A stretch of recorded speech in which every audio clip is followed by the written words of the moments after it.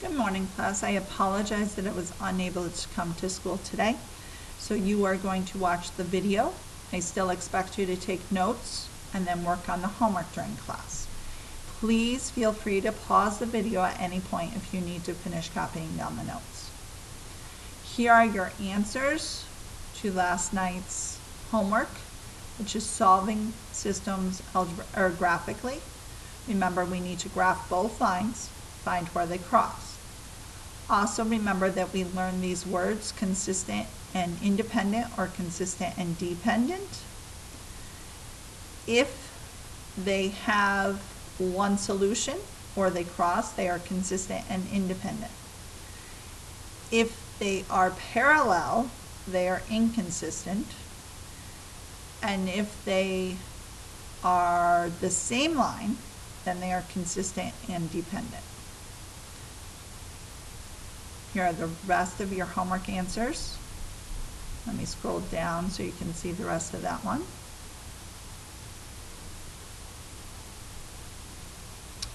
So, this is a review of what we talked about on Friday, where you can use your calculator to check the solution to a system for multiple choice questions. You enter the equations into y1 and y2. You do second trace, which is calculate on your calculator. You want to use option 5, and you enter 3 times. Today we're going to talk about substitution. For substitution, you are going to solve one equation for x or y. You substitute the expression that you obtained in step 1 into the other equation for x or y. Solve for the opposite. Substitute the variable back in to solve for the other, and then check in both. I know these steps sound confusing.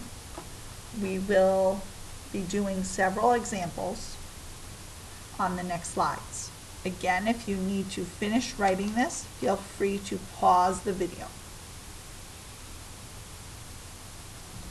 So our first example is y equals x plus 1 and y equals 2x minus 1.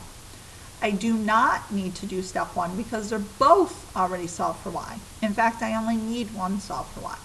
So since y equals x plus 1, I'm going to take this x plus 1 and substitute it into this equation in place of y. That gives me x plus 1 equals 2x minus 1. I now need to solve for x, so I subtract x from both sides. I get 1 equals x minus 1. Add 1. And 2 equals x. Recall though, I'm still doing the same idea that we did graphically. So what I'm actually looking for is a point. So I need to find the y value. So I choose which equation I like better. I like the top one better because it's easier. So I have y equals x plus 1. I'm going to take this 2 and substitute it in for x. So that gives me y equals 2 plus 1, which means y equals 3. So the point of intersection for these two lines is 2, 3.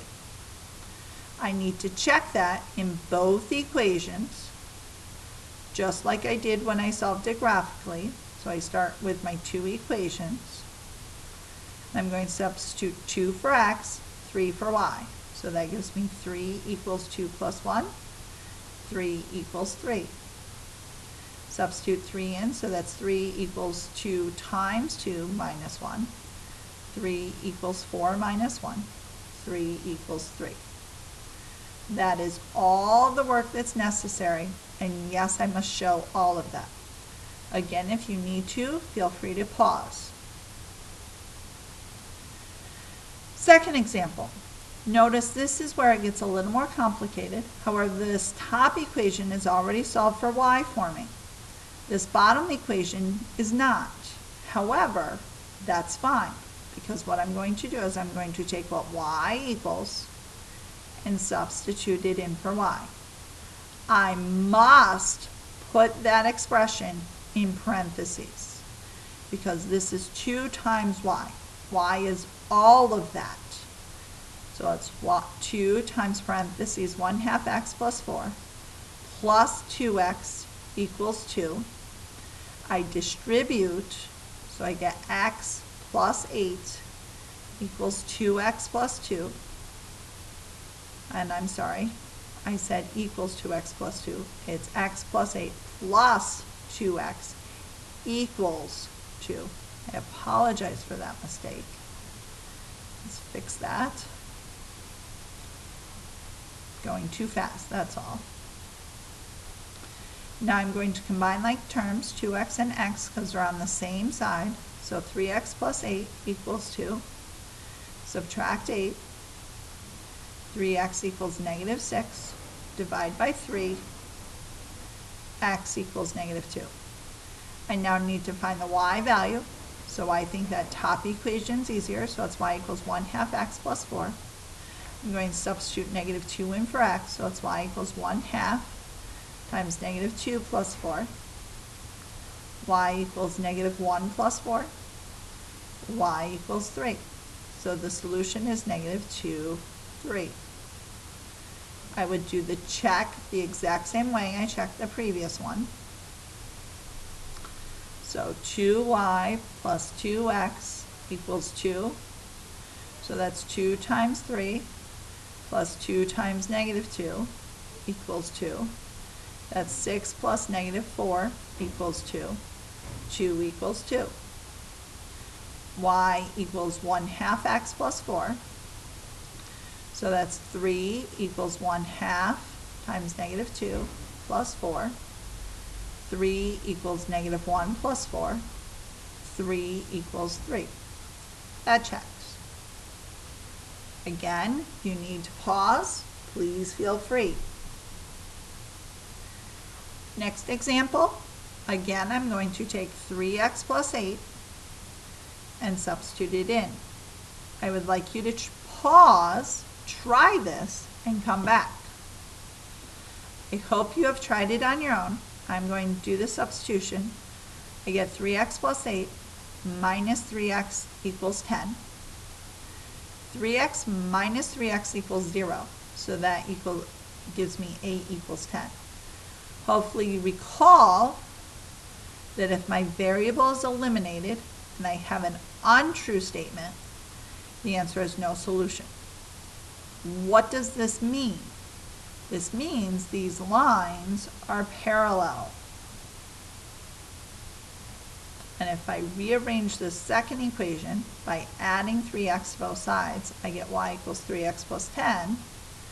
And you can see they both have a slope of 3, which means they're parallel. Next example, again, pause. That's the same example. Advance again. So we are all done. I apologize. I thought that was a different example. So again, complete this. Remember that just like we can get no solution, we can get infinitely many solutions, which is when the equations are on top of each other when I graph. And we'll eliminate the variable and we'll get a true statement. So tomorrow I will be checking to make sure that you completed these notes as well as if you finished tonight's homework. Tonight's homework is page 347, numbers 8 through 24 even, and 28. I do expect you to check at least half.